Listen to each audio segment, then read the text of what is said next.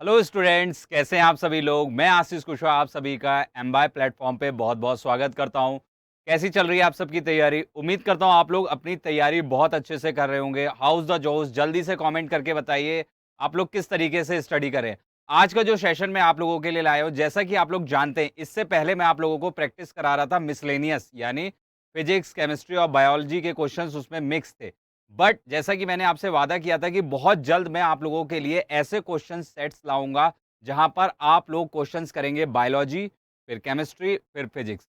आज की जो क्लास है ये बहुत इंपॉर्टेंट क्लास है, क्योंकि आज की क्लास में जो मैंने क्वेश्चंस रखे हैं वो प्रीवियस ईयर के रखे हैं और ये क्वेश्चन बायोलॉजी पर बेस्ड हैं, जिसमें सेल चैप्टर आप जानते हैं कि आपके एग्जाम के लिए कितना इंपॉर्टेंट है। सेल टिश्यू से मैंने काफी सारे क्वेश्चन यहां पर आप लोगों के लिए रखे हैं।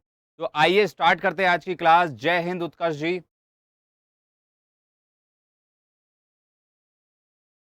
तो फर्स्ट क्वेश्चन आप लोगों की स्क्रीन पर आ चुका है। क्वेश्चन है, which one of the following statement is not correct about vacuole. ठीक है, वैक्यूल क्या होता है? एक कोशिका का अंग होता है, आप बोल सकते हैं कोशिकांग, और इसको हम हिंदी में कोशिकांग कहते हैं, बट इंग्लिश में इसे हम सेल ऑर्गेनल बोलते हैं।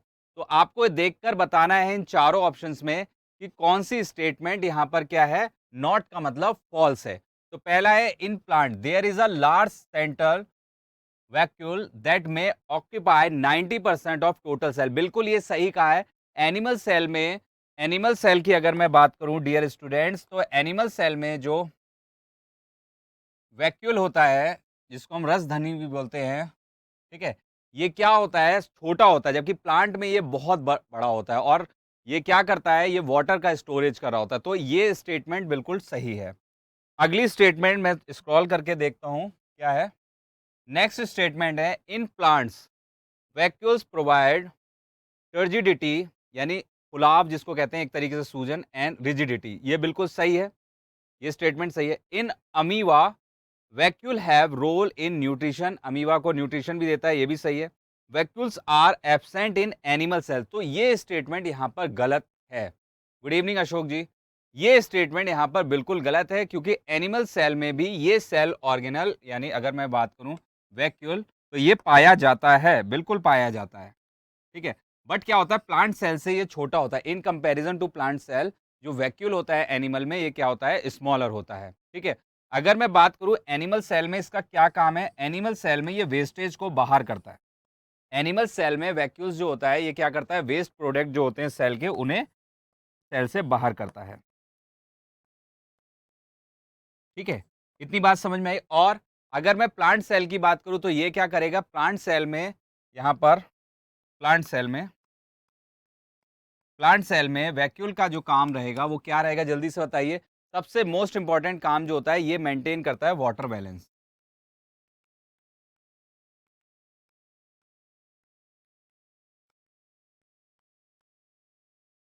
ठीक है, वाटर बैलेंस क्या मेंटेन करता है, वाटर बैलेंस मेंटेन करता है। ठीक है, वाटर मैन।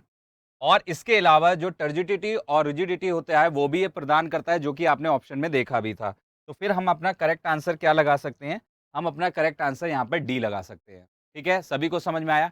आइए नेक्स्ट क्वेश्चन पढ़ते हैं।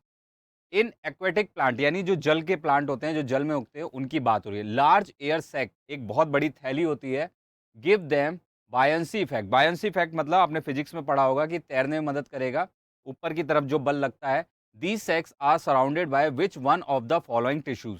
तो आप बताइए कौन से टिश्यूज पाए जाएंगे। तो यहाँ पे टिश्यूज मेंशन है। पेरेन काइमा, इसको इंग्लिश में कीमा भी बोलते हैं, पेरेन कीमा। ठीक है, और स्क्लेरन कीमा या फिर स्क्लेरन काइमा भी बोल सकते हैं, सी ऑप्शन। और बी ऑप्शन क्या है, कॉलिन काइमा, कॉलिन कीमा भी बोला जा सकता है। और लास्ट है कॉम्प्लेक्स टिश्यू। कॉम्प्लेक्स टिश्यू मतलब जाइलम और फ्लोएम की बात कर रहा है। जाइलम जो होता है वो किसी प्लांट में वाटर के ट्रांसपोर्टेशन के लिए रेस्पॉन्सिबल होता है, और जो कॉम्प्लेक्स टिश्यू होता है फ्लोएम, वो किसी भी प्लांट में रेस्पॉन्सिबल होता है न्यूट्रिशन के ट्रांसपोर्टेशन के लिए। इतनी बात समझ में आ रही है? तो आपका आंसर क्या होगा, जल्दी से बताइए। तो हमारा करेक्ट आंसर जो होगा वो होगा परेनकाइमा, या फिर परेनकीमा भी इसको बोल सकते हैं। ये क्या होता है, ये सिंपल परमानेंट टिश्यू होता है। ये क्या होता है, ये सिंपल परमानेंट टिश्यू होता है।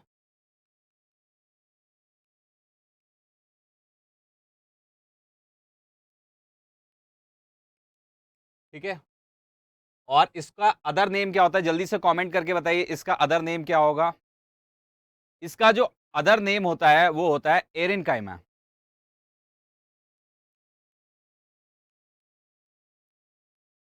ठीक है, ये इसका अदर नेम होता है। अच्छा, ये टिश्यू प्लांट में कहाँ-कहाँ पाए जाते हैं? जल्दी से बताइए कमेंट करके। पेरेन्किमा या फिर पेरेन्काइमा टिश्यू जो होते हैं वो प्लांट में कहाँ-कहाँ पाए जाते हैं? ये प्लांट में प्रेजेंट होते हैं छाल में। छाल समझते हैं? कॉर्टेक्स। ये प्लांट की छाल यानी कॉर्टेक्स में प्रेजेंट होंगे। और बताइए, गूदा में प्रेजेंट होते हैं। जो गूदा होता है उसके अंदर प्रेजेंट होते हैं। ये गूदा होगा, गलती से माँ बन गया है। गूदा में प्रेजेंट होते हैं, जिसको इंग्लिश में पिथ बोलेंगे। तो वहां पर ये टिश्यू हमारे पाए जाते हैं। अच्छा, ये जो टिश्यू होता है स्क्लेरेनकीमा या फिर स्क्लेरेनकाइमा बोले जाएगा, ये डेड टिश्यू होता है। इस पर भी क्वेश्चन एग्जाम में आता है।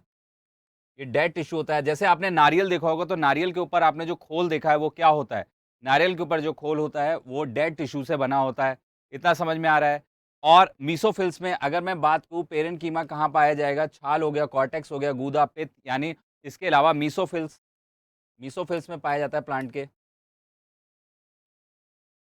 मीसोफिल। इतनी बात समझ में आ रही है आप लोगों को? तो हमारा करेक्ट आंसर क्या होगा डियर स्टूडेंट? हमारा करेक्ट आंसर यहाँ पर ए होगा। इसको सबमिट करते हैं। नेक्स्ट क्वेश्चन की बात हम लोग यहाँ पर करते हैं। नेक्स्ट क्वेश्चन है, which one of the following belong to fish? मतलब कि आपको ये बताना है कि इनमें से कौन सी फिश है, मत्स्य वर्ग, पीसीज, है ना?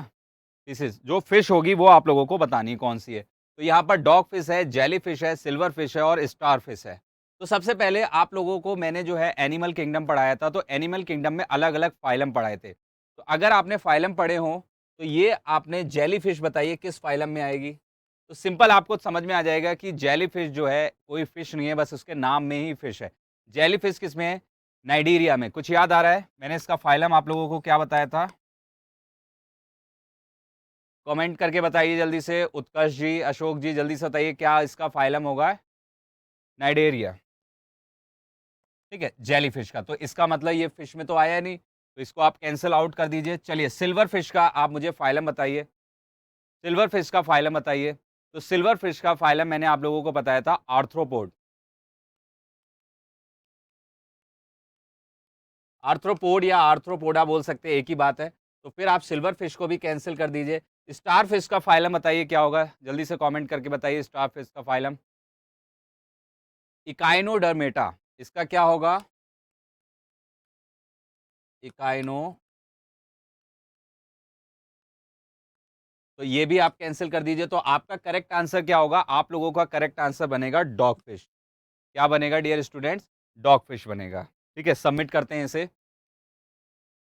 अब हम अपने नेक्स्ट क्वेश्चन को पढ़ने जा रहे हैं। नेक्स्ट क्वेश्चन क्या है हमारा? विच one of the following groups is called amphibian of the plant kingdom?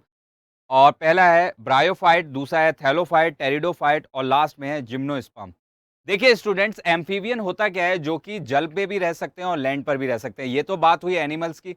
But plant भी ऐसे प्लांट्स जो जल में भी उग सकते हो और वाटर में भी उग सकते हो और साथ के साथ जमीन यानी लैंड पर भी उग सकते हो।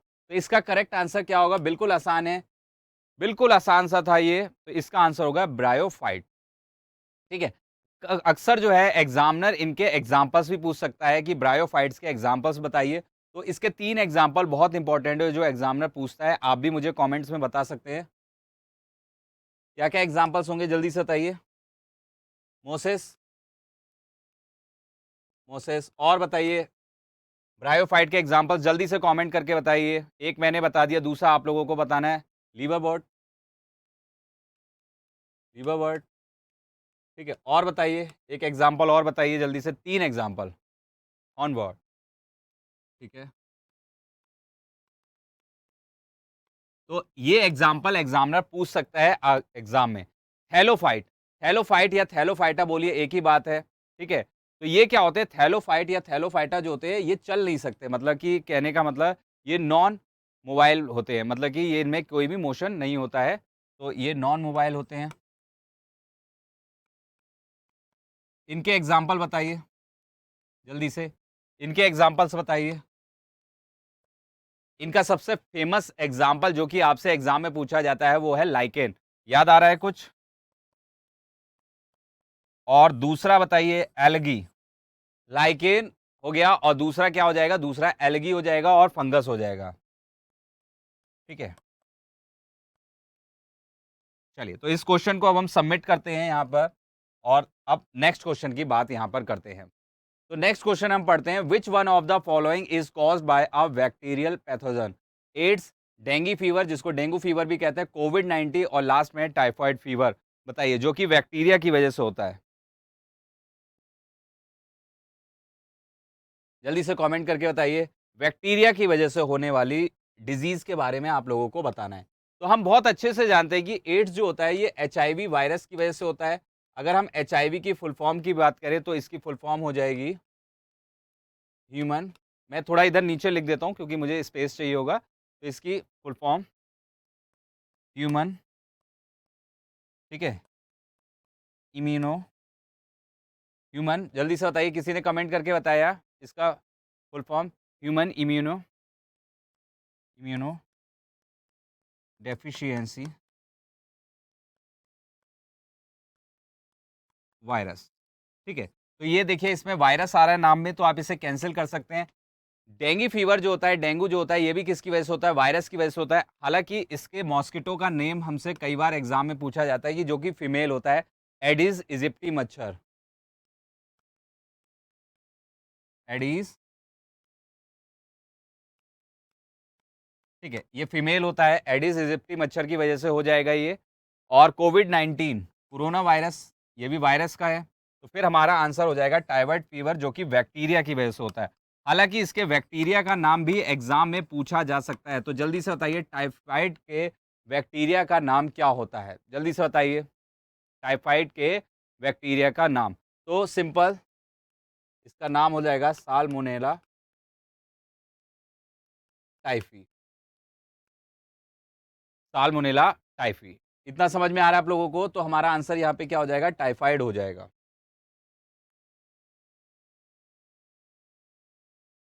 ओके, नेक्स्ट क्वेश्चन की बात करते हैं हम। Which one of the following statement is not correct about fertilisers? Fertilisers की बात करते हैं और इस एसिड को देखते हैं। यहाँ पर देखिए किस तरीके से हम इस जमीन को एक फर्टिलाइजर्स प्रोवाइड कर रहे हैं, और यहाँ पे क्या है, जो क्रॉप्स हैं यानी फसल जो हैं वो ग्रो हो रही हैं। इस एनिमेशन में आप देखिए किस तरीके से फसल क्रॉप्स जो हैं ग्रो हो रही हैं। अब चलिए, फर्टिलाइजर्स की बात आ गई है तो चेक करते हैं क्या गलत है।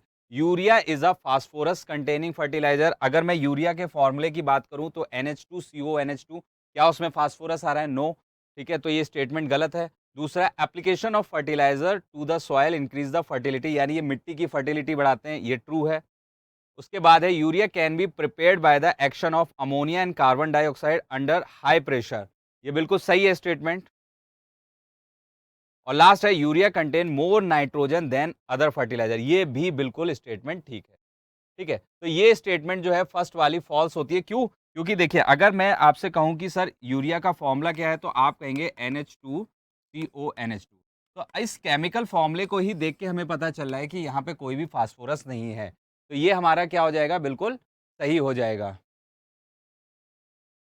सोनी कुमारी जी, आप अपने मोबाइल या लैपटॉप जिस पे भी आप देख रहे हैं उसके पिक्सल बढ़ाइए, आपको दिखेगा क्लियर, प्लीज ऐसा करिए। ठीक है। अब जो लास्ट स्टेटमेंट थी कि जो यूरिया होता है उसमें नाइट्रोजन की परसेंटेज सबसे ज्यादा होती है, यानी कितनी होती है, ये भी एग्जाम में पूछी जाती है। 46.6% होती है नाइट्रोजन की, किसमें? यूरिया में। एक क्वेश्चन आपसे और पूछा जाता है कि यूरिया में जो नाइट्रोजन होती है वो किस फॉर्म में मिलती है, तो आप बोल सकते हैं कि वो अमाइड फॉर्म में मिलती है। तो ये कुछ 3-4 क्वेश्चंस हैं जो एग्जाम में आपके यूरिया और नाइट्रोजन पर बेस्ड आ सकते हैं। तो हमारा आंसर यहाँ पे क्या होना चाहिए? हमारा आंसर यहाँ पर ए होना चाहिए, जो कि फॉल्स है। ठीक है, आइए नेक्स्ट क्वेश्चन हम लोग पढ़ते हैं। यहाँ पे नेक्स्ट क्वेश्चन क्या है? Which one of the following is the mechanisms of action of oral? एक मिनट में फिर से क्वेश्चन पढ़ देता हूँ। विच one of the following is the mechanism of action of oral contraceptive pills? अच्छा, ये कॉन्ट्रासेप्टिव पिल्स जो होती हैं, गर्भ निरोधक गोलियां जो होती हैं, ओरली जो खाई जाती हैं, उनका काम क्या होता है? They kill egg, okay. फिर है they kill the sperm, no. They kill zygote, they inhibit the release of eggs. तो ये हमारा बिल्कुल सही आंसर है, D. D is the right answer. Next question है, which one of the following plant has unisexual flower? ठीक है, unisexual flower. तो यहाँ पर है पपाया, पपीता, ठीक है, मस्टर्ड, सनफ्लावर। तो बताइए इसका करेक्ट आंसर क्या होगा, जल्दी से कमेंट करके बताइए। तो इसका करेक्ट आंसर होगा पपाया। यूनिसेक्सुअल का मतलब कि यहाँ पर जो ऑर्गन्स होंगे या तो वो मेल फ्लावर्स के ऑर्गन होंगे या फिर फीमेल फ्लावर्स के जो है सेक्सुअल ऑर्गन्स होंगे, ठीक है। चलिए इसे सबमिट करते हैं। अगला क्वेश्चन है, a cell is unable to synthesize lipid, ठीक है, लिपिड को सिंथेसाइज कर रहा है, नहीं कर पा रहा है। Which of its cell organelle might be defected. समझ में आ रही बात? हाँ, एक चीज मैं आप लोगों को और बता देता हूं। यहां पर पहले वाले क्वेश्चन पर हम आते हैं थोड़ा। इस क्वेश्चन की अगर हम बात करें, विच one of the following plant has unisexual flowers, तो इसका मतलब ये है कि इसके पास जो सेक्सुअल ऑर्गन्स होंगे वो फीमेल वाले भी होंगे और मेल वाले भी होंगे। समझ में आ रही है बात? वो थोड़ा सा गलत हो गया था तो उसको करेक्ट कर लीजिएगा। ओके, इस क्वेश्चन में क्या है कि लिपिड जो है सिंथेसाइज नहीं हो पा रहा, तो इसके पीछे रेस्पॉन्सिबल है एंडोप्लाज्मिक रेक्टिकुलम। आप लोग जानते हैं कि जो RER होता है, रफ एंडोप्लाज्मिक रेक्टिकुलम होता है, वो रेस्पॉन्सिबल होता है किसके? प्रोटीन के सिंथेसिस के लिए, है ना। और जो हमारा स्मूथ एंडोप्लाज्मिक रेक्टिकुलम होता है, वो रेस्पॉन्सिबल होता है किसके लिए? लिपिड के सिंथेसिस के लिए। तो हमारा आंसर क्या होना चाहिए? स्मूथ एंडोप्लाज्मिक रेक्टिकुलम होगा। गोल्जी बॉडी को हम लोग क्या कहते हैं? किडनी ऑफ सेल भी कहते हैं। गोल्जी बॉडी को हम क्या नाम देते हैं? किडनी ऑफ सेल भी कहते हैं, ठीक है।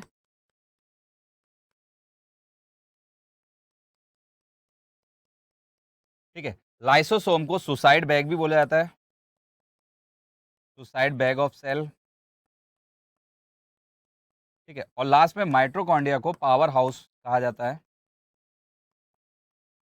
क्योंकि यहाँ पे ऊर्जा बनती है एटीपी के रूप में, ठीक है। और लाइसोसोम में कुछ एंजाइम्स होते हैं जो कि जो सेल क्षतिग्रस्त हो गए या डेड हो गए हैं, उनको क्या करते हैं? उनको नष्ट कर देते हैं। इतनी बात समझ में आ रही है? अब इस 3D एसिड में आप देख सकते हैं, जिस एंडोप्लाज्मिक रेक्टिकुलम के ऊपर इस तरीके से डॉट करके प्रोटीन होते हैं, तो ये रफ एंड सॉरी माफ कीजिएगा, राइबोसोम होते हैं। तो ये होते हैं रफ एंडोप्लाज्मिक रेक्टिकुलम।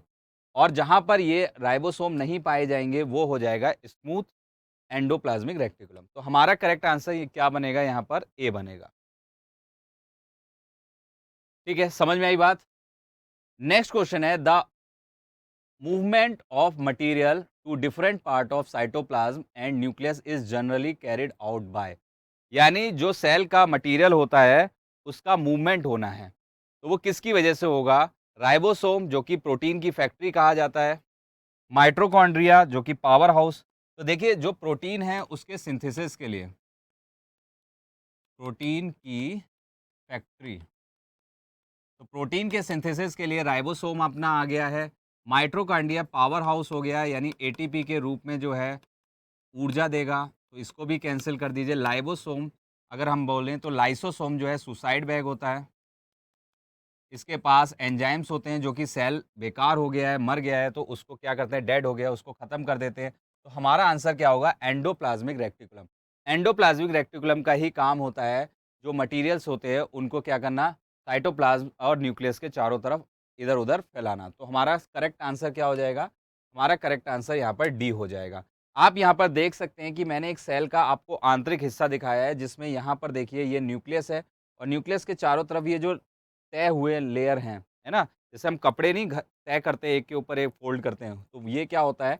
ये एंडोप्लाज़्मिक रेक्टिकुलम होता है। तो यहाँ पर हमारा करेक्ट आंसर क्या हो जाएगा? डी हो जाएगा। ठीक है? ओके, नेक्स्ट क्वेश्चन की बात करते हैं, तब तक मैं पानी पी लेता हूँ। आप क्वेश्चन को पढ़िए।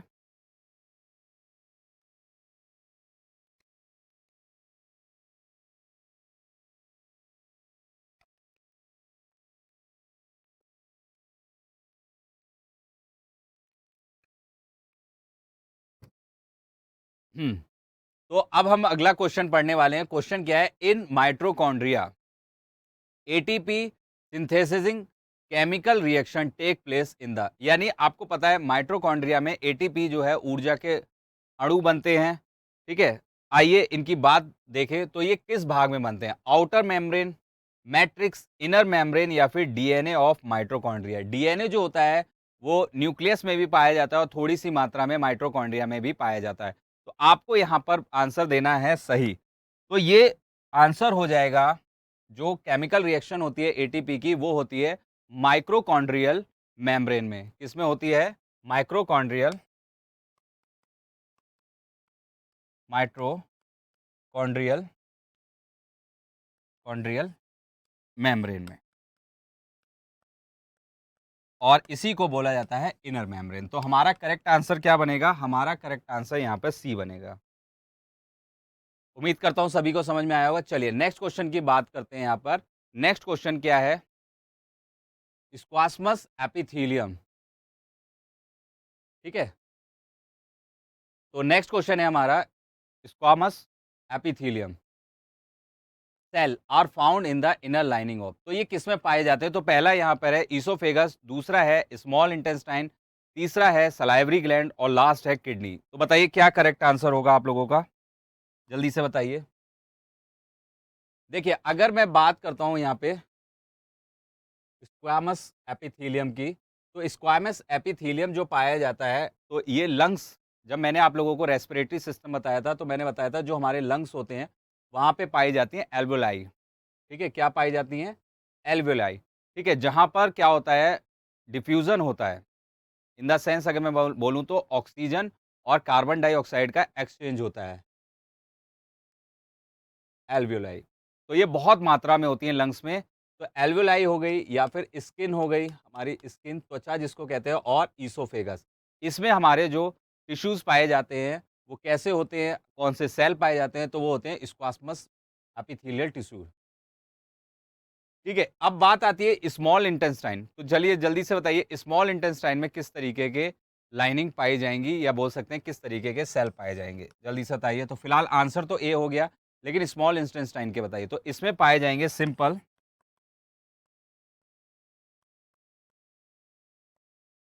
Columnar, simple columnar epithelium.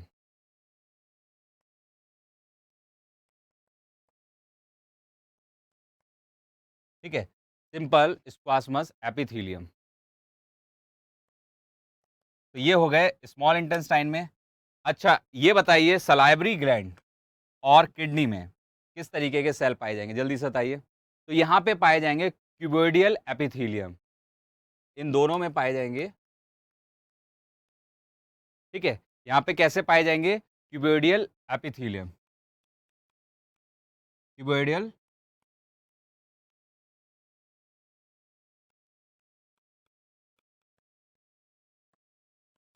ठीक है।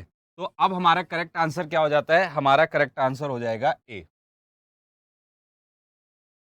ठीक है, हेलो पंकज जी।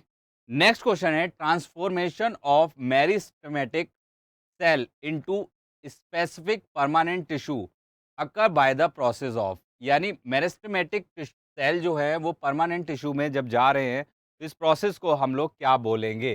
सेल डिफरेंशिएशन, सेल डिवीजन, या फिर सेल मल्टीप्लिकेशन, या फिर सेल रीजनरेशन? बताइए क्या इसका करेक्ट आंसर होगा? कमेंट करके बताइए जल्दी से। तो इसका करेक्ट आंसर हो जाएगा cell differentiation. Okay, next question हम यहाँ पे पढ़ते हैं। पहले आप लोग इस 3D एसिड को देखिए कि किस तरीके से ग्रीन प्लांट जो है कार्बन डाइऑक्साइड की मदद से फोटोसिंथेसिस करते हैं और हमारे समाज को ऑक्सीजन प्रदान करते हैं, ग्लूकोज भी बनाते हैं और ऑक्सीजन भी प्रदान करते हैं। फिर हम लोग जो हम इस समाज में रहते हैं, सोसाइटी में रहते हैं, ह्यूमंस, तो हम क्या करते हैं? इस ऑक्सीजन को यूज़ करके अपनी एनर्जी बनाते हैं, है ना? रेस्पिरेशन जिसको करते हैं, एरोबिक रेस्पिरेशन। तो क्वेश्चन क्या है? The gaseous product of a process in a plant. यानी फोटोसिंथेसिस एक ऐसा प्रोसेस है जिसमें ग्लूकोज वो अपने खाने के लिए बना रहे हैं और जो गैस होती है वो ऑक्सीजन होती है। ठीक है, अब यही ऑक्सीजन क्या करेगा? एक इंपॉर्टेंट रोल प्ले करेगा दूसरे प्रोसेस में, यानी हमारे रेस्पिरेशन में, जिससे हमें क्या मिलेगी? एनर्जी मिलेगी। तो हमें इसके बस ऑप्शन देखने हैं और आंसर देने हैं। तो रेस्पिरेशन एंड नाइट्रिक ऑक्साइड कोई मतलब नहीं है। ट्रांसपिरेशन, ट्रांसपिरेशन क्या होता है? कुछ नहीं है, लॉस ऑफ वाटर होता है जो कि प्लांट करते हैं इवापोरेशन प्रोसेस में। यानी इवापोरेशन प्रोसेस में जो स्टोमेटा होता है वहाँ से जो वाटर का लॉस हो रहा है प्लांट्स का, उसी को ट्रांसपिरेशन कहते हैं। सी ऑप्शन है फोटोसिंथेसिस, जैसा कि मैंने बताया कि फोटोसिंथेसिस में ग्लूकोज बनेगा और गैसियस फॉर्म में ऑक्सीजन बनेगी, और इसी ऑक्सीजन का यूज़ हम लोग जो ह्यूमंस हैं क्या करेंगे, एरोबिक रेस्पिरेशन में यूज़ करेंगे और अपने लिए एनर्जी रिलीज करेंगे एटीपी के फॉर्म में। तो हमारा आंसर क्या हो गया, सी हो गया। ओके, नेक्स्ट क्वेश्चन हम लोग पढ़ लेते हैं। In a dicot pot herb Vaseline vegetable oil was applied on the upper surface of one leaf. उस one leaf को नाम दिया गया leaf one, and another surface, sorry, on the lower surface of another leaf, यानी जिसको नाम दिया गया leaf two। समझ में आया क्वेश्चन क्या है?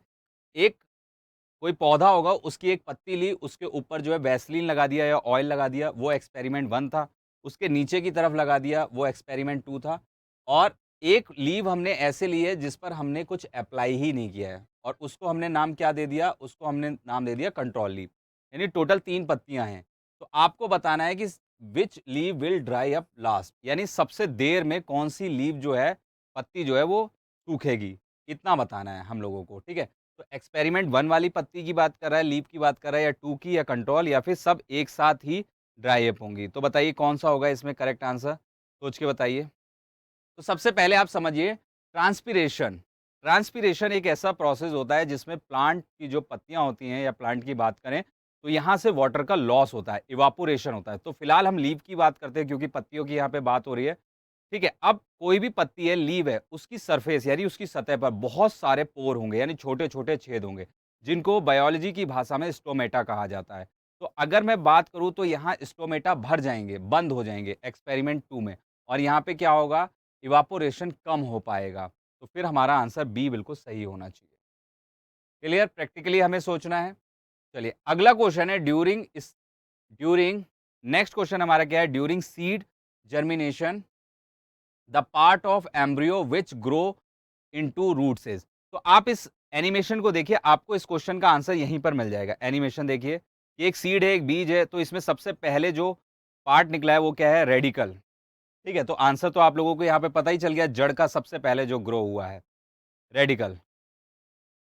ठीक है, तो आंसर तो आप लोगों को इस 3D एसिड से ही मिल गया होगा, तो चलिए इसको हम मार्क कर देते हैं और नेक्स्ट क्वेश्चन की यहाँ पर बात करते हैं। ठीक है, सभी को समझ में आ रहा है? चलिए नेक्स्ट क्वेश्चन है, इन अ टिपिकल फ्लावर, ठीक है, उसके बाद है germinating pollen grain pass through several parts of, ठीक है, several parts of gynoecium, several part of gynoecium before they reach ovule, the list of the part, okay, given below different combination. तो आपको सही कॉम्बिनेशन चूज करना है। बहुत question simple है, देखिए क्या है, आप देख सकते हैं, अगर मैं फीमेल रिप्रोडक्टिव प्लांट्स ऑर्गन्स की बात करूं तो सबसे ऊपर स्टिग्मा होता है, फिर स्टाइल होता है, और लास्ट में क्या होता है, ओवेरी होता है। तो आपको ये सीक्वेंस दिख रहा है। तो अब अगर यहाँ पे कोई पोलन आएगा तो वो इसी प्रोसेस में जाएगा, पहले स्टिग्मा, देन स्टाइल, और फिर ओवेरी में जाएगा, है ना? तो ये बिल्कुल सिंपल हमें समझ में आ गया। तो चलिए हम यहाँ पर कॉम्बिनेशन देखते हैं। तो यहाँ स्टाइल है, स्टिग्मा, ओवेरी, ये गलत हो गया कॉम्बिनेशन। अब स्टिग्मा, स्टाइल, ओवेरी, ये कॉम्बिनेशन बिल्कुल ठीक है। तो जो पोलन ग्रेन आएगा पहले स्टिग्मा में आएगा, देन स्टाइल, और फिर उसके बाद ओवेरी में उसका निषेचन होगा, फर्टिलाइजेशन होगा। तो हमारा करेक्ट आंसर क्या होगा? हमारा करेक्ट आंसर यहाँ पर बनेगा B.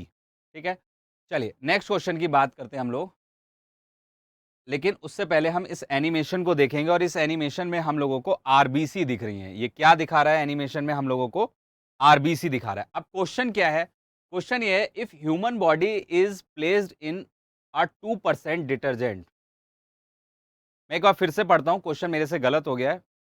If human blood is placed in a 2% detergent solution, what will happen to the RBC. यानी हम मानव के रक्त को अगर 2% के डिटर्जेंट घोल में रख दें तो आरबीसी के साथ क्या होगा, ये हमें बताना है। तो पहला है, द आरबीसी विल सिंक, यानी वो सिकुड़ जाएंगी। दूसरा है, द आरबीसी विल स्वेल, यानी फूल जाएंगी। फिर है, आरबीसी विल स्वेल एंड बस फट जाएंगी। द आरबीसी विल, यानी वो क्या हो जाएगी, ढीली हो जाएगी। तो अगर मैं यहाँ पर बात करूँ तो इसका आंसर ए होगा, ये क्या हो जाएगी, सिकुड़ जाएगी। उसका कारण समझिए। अगर मैं बात करूँ यहाँ पर सॉल्ट इन आरबीसी। तो आरबीसी में कितने परसेंट सॉल्ट पाया जाता है? तो आप कहेंगे कि सर 0.9%। और यहां पर जो डिटर्जेंट है, इसमें कितनी परसेंटेज दी है? सॉल्ट इन डिटर्जेंट, इसमें कितनी परसेंट दी गई है? तो इसमें जो परसेंटेज दी गई है वो 2% दी गई है। तो इसका मतलब यहाँ पर जो सॉल्यूशन बनेगा, अगर हम ब्लड को डिटर्जेंट दो जो कि 2% वाला है इसमें रखेंगे, तो ये बनेगा हाइपरटोनिक सॉल्यूशन।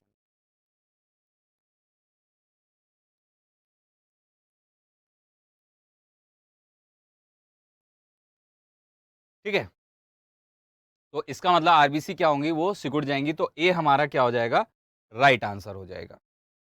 सभी को समझ में आ रहा है? आइए नेक्स्ट क्वेश्चन की बात करते हैं। The major source of vitamin and minerals for vegetarians. ठीक है, अगर वेजिटेरियंस हैं तो उनको सबसे ज्यादा मिनरल्स और वाइटामिन चाहिए होंगे, तो बताइए वो कैसे मिलेंगे, क्या सोर्स रहेगा? जैसे आप इस 3D एनिमेशन में देख सकते हैं, बच्चे जो है फ्रूट्स खा रहे हैं, है ना, ग्रीन वेजिटेबल्स खा रहे हैं, जिससे उन लोगों को वाइटामिन और मिनरल्स मिलेंगे। ठीक है, तो चलिए एनिमेशन से आप लोगों को आंसर तो समझ में आ गया होगा। अब यहाँ पर ऑप्शन देख लीजिए, वेजिटेरियन यानी शाकाहारी। तो अगर वो ब्लैक जो है ग्राम यानी चने की बात हो रही है, व्हीट गेहूँ खाएं, राइस या फिर मस्टर्ड ऑयल की भी बात हो रही है, या मस्टर्ड सरसों भी खा सकते हैं, वेजिटेबल फ्रूट्स या फिर सोयाबीन जो कि प्रोटीन का अच्छा स्रोत है, मिल्क। देखिए डियर स्टूडेंट्स, अगर मैं बात करूं कि अगर हम एक बार में खाना खाते हैं तो हम लोग क्या क्या लेते हैं? कार्बोहाइड्रेट। हम लोग कार्बोहाइड्रेट होता है हमारी एक बार की डाइट में, और क्या होता है? फैट होता है। फैट के अलावा क्या होगा? जल्दी से बताइए कमेंट करके। प्रोटीन होता है हमारी डाइट में। इसके अलावा हमारी डाइट में विटामिन्स होते हैं, और क्या होता है? मिनरल्स होते हैं, और हमारी डाइट में वाटर भी होता है। अब डियर स्टूडेंट, बात यहाँ पर ये आती है कि ये जो 3 हैं, ये हमें एनर्जी प्रदान करते हैं। कार्बोहाइड्रेट, फैट से हमें क्या मिलती है? एनर्जी मिलती है। ठीक है, और ये हमारे क्या करेंगे? मिनरल्स और विटामिन्स क्या करेंगे? मेटाबॉलिज्म्स को ठीक करते हैं। तो कार्बोहाइड्रेट डाइजेस्ट होके क्या बन जाता है? ग्लूकोज। ग्लूकोज। फैट डाइजेशन के बाद बन जाता है फैटी एसिड। प्रोटीन डाइजेशन के बाद बन जाता है अमीनो एसिड। ठीक है, विटामिन बहुत तरीके की होती है। विटामिन ए, अगर इसकी कमी हो गई है विटामिन ए की, तो नाइट ब्लाइंडनेस हो जाती है, मेटाबॉलिज्म खराब हो जाता है। विटामिन बी 1 की कमी हो सकती है, बी 2 की हो सकती है, बी 1 से जो है बेरी बेरी रोग हो जाता है, बी 3। तो इस तरीके से विटामिन हो गई, बी 9। मिनरल्स अगर मैं बात करूँ तो आयरन एनीमिया रोग के लिए जाना जाता है, क्योंकि हीमोग्लोबिन की कमी हो जाती है, आयरन हो गया। कैल्शियम हमारी हड्डियों की कठोरता के लिए, है ना। जिंक जो है यूज़ किया जाता है रोगों से लड़ने के लिए। तो इस तरीके से हमें मिनरल्स और विटामिन्स की क्या पड़ती है? ज़रूरत पड़ती है। तो ये हमें वेजिटेबल्स और फ्रूट्स से मिलेंगी। जैसे विटामिन सी जो है हमें खट्टे फलों से मिलती है। नेक्स्ट क्वेश्चन है, light enter the I through a thin membrane called. यानी हमारी आंखों में जो लाइट एंटर होती है वो एक पारदर्शी यानी ट्रांसपेरेंट लेयर होती है, पतली सी, उसके द्वारा होती है। तो उसको क्या बोला जाएगा? रेटिना, कॉर्निया, प्यूपिल, या फिर आप बोलेंगे Irish.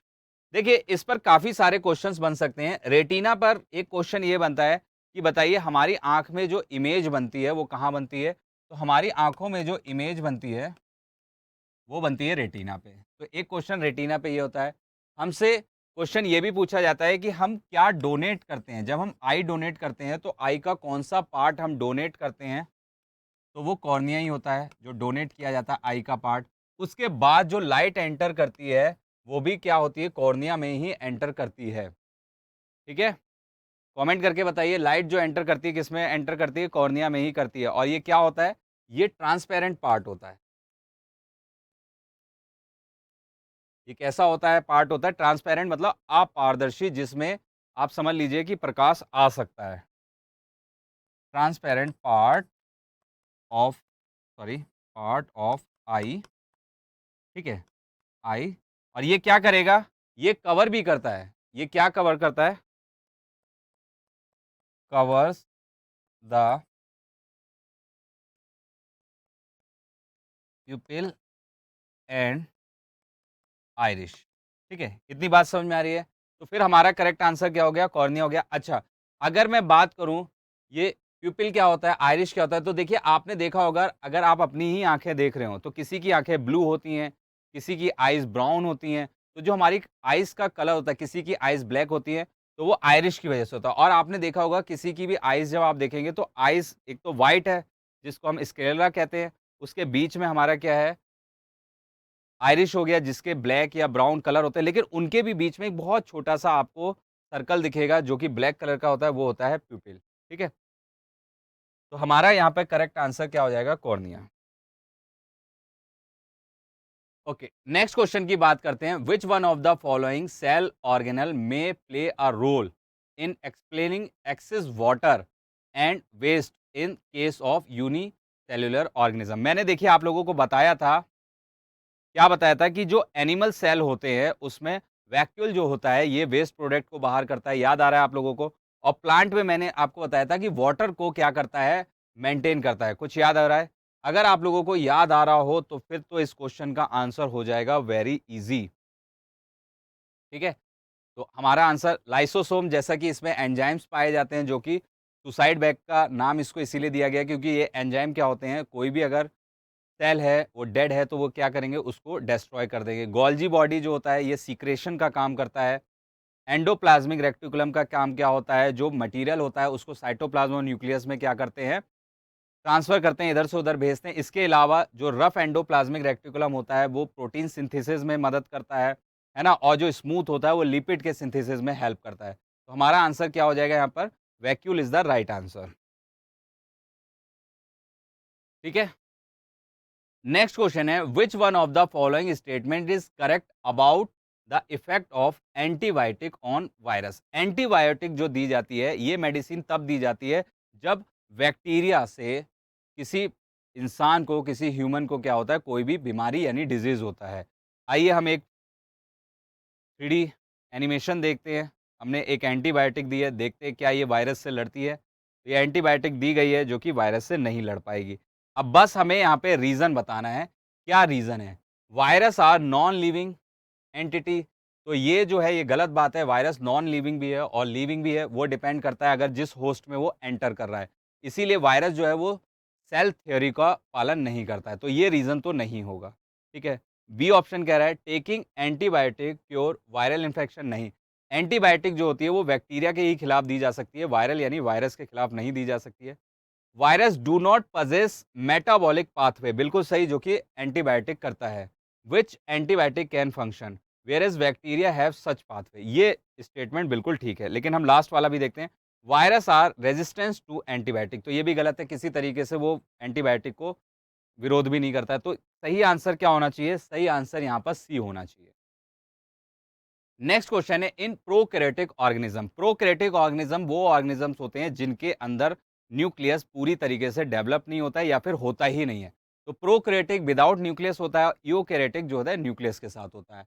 The nuclear region is not surrounded by a membrane, सीधी सी बात है, अगर न्यूक्लियस नहीं है तो न्यूक्लियर रीजन भी नहीं होगा और कोई मेम्ब्रेन भी नहीं होगी।